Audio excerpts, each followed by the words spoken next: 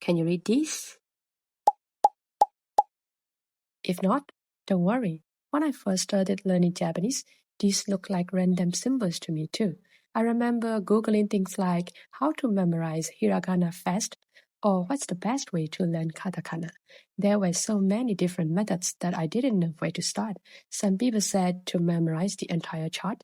Others said to use mnemonics. Some recommend writing every character hundreds of times. After learning Japanese for a couple of years, I realized something. The problem isn't that hiragana and katakana are difficult. Most people are just studying them inefficiently. So let's fix that today. Here's the mistake most beginners make. They write the same character over and over again, hoping repetition alone will help them remember it. While writing is useful, copying a character 50 times isn't the faster way to learn.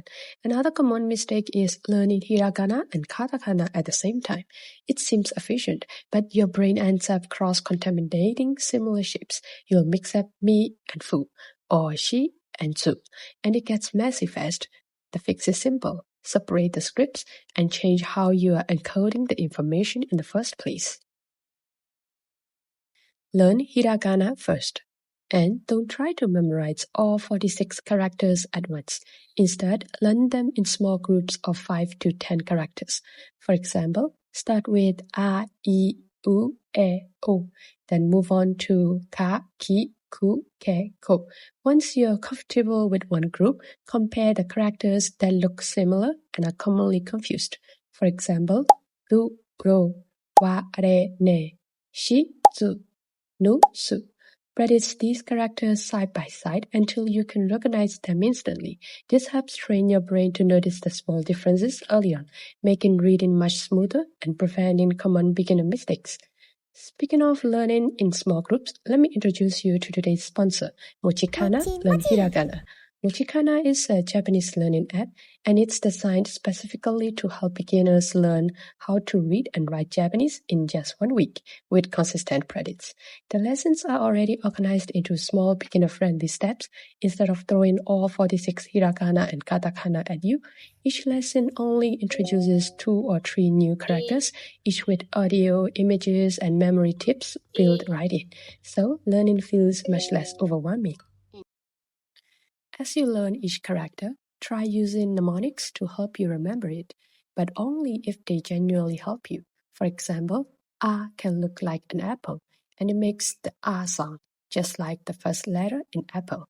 Or me, which looks like an eye, sounds me, like your own eye looking back at you. The goal isn't to memorize random shapes. It's to connect each character to a simple image or story that your brain can remember more easily. If a mnemonic feels confusing or takes more effort to remember than the character itself, don't force it. Everyone's brain works differently, so use mnemonics only when they make learning easier. If you want extra help with this, the MochiKana app includes mnemonics throughout the lessons, along with practice tools to reinforce what you learn. Once you've learned the characters, don't try to memorize them all in one day. Instead, review a little every day using spaced repetition. This helps you retain characters long-term rather than forgetting them after just a few days. Even 10 to 15 minutes a day can make a big difference. You can try this with the MochiKana app. What I like most is its golden time feature. Instead of guessing when you should review, the app keeps track of what you've learned and reminds you to review each character at the best time, right before you are likely to forget it. That way, you are spending less time rereading everything and more time remembering what actually matters. Another feature is the 5 levels of memorization. Every character moves from level 1, where you've just learned it, all the way to level 5, where it's in your long-term memory. It's a simple way to see your progress and know exactly which characters still need more practice. Once hiragana starts feeling natural, move on to katakana using the same method. Since you already know the Japanese sounds, learning katakana will be much easier. Don't just review the characters, test yourself. After learning a small group, cover the answers and see if you can recognize the character or recall its sound without looking. Active recall is much more effective than simply rereading your notes. You can also use online quiz websites like Lingua Ninja or apps like MochiKana to make practice more interactive. In the MochiKana app, after learning a character, you don't just move on. The app reinforces it with flashcards for pronunciation, memory tips, and interactive quizzes, helping you remember it from different angles. Writing isn't about perfect handwriting, it's about building muscle memory. When you write a character while saying its pronunciation out loud, you are using multiple parts of your brain at once. Even writing each new character 5 times is enough. You don't need pages and pages of practice.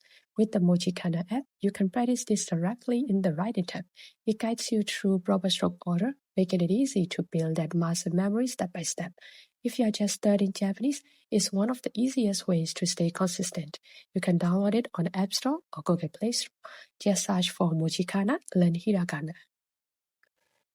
Now comes the fun part.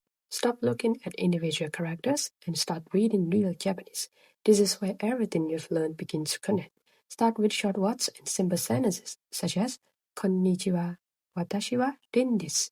Then gradually move on to beginner-friendly materials like children's books, graded readers such as Crunchy Nihongo, NHK Easy News, Tadaku free books, or even song lyrics with furigana. The goal is to see kana used in real words and sentences instead of isolated flashcards. That's what transforms "I recognize this character" into "I can actually read Japanese." At first, you'll probably read very slowly, and that's completely normal. One important tip: avoid relying on romaji. It's tempting to read the English letters instead of the kana, but doing so prevents your brain from building a direct connection between the Japanese characters and their sounds. The sooner you stop depending on romaji, the faster you'll become comfortable reading kana naturally. Even if you only read for 5 or 10 minutes a day, that consistent exposure will help the characters become automatic. Before long, you'll stop thinking about individual kana and start recognizing whole words at a glance. You are not done when you can recite the chart. You are done when you see a character and there's zero gap. No translating, no counting through the row to find it. Just instant recognition, same as reading English. That's the real bar. And honestly, most people quit right before they hit it because the last stretch feels the slowest, even though it's the shortest. That's genuinely it. Mnemonics to encode it, spaced repetition to keep it, and rereading to make it stick. No 50 times copying, no cramming both scripts together. Remember, learning kana is just the first step of your Japanese journey. Once you've mastered it, everything else from learning vocabulary and grammar to reading manga or watching anime without subtitles becomes much easier.